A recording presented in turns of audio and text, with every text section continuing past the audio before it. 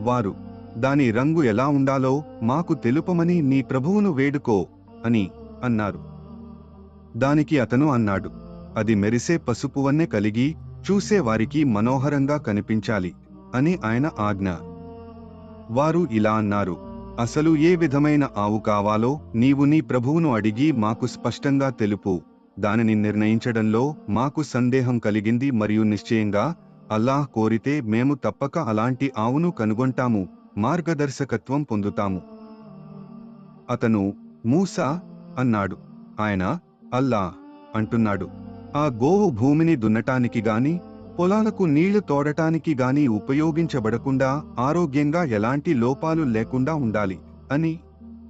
అప్పుడు వారన్నారు, ఇప్పుడు నీవు సత్యం తెచ్చావు. తరువాత వారు దానిని బలి, జుబ్బా చేశారు, లేకపోతే వారు అలా చేసేవారని అనిపించలేదు.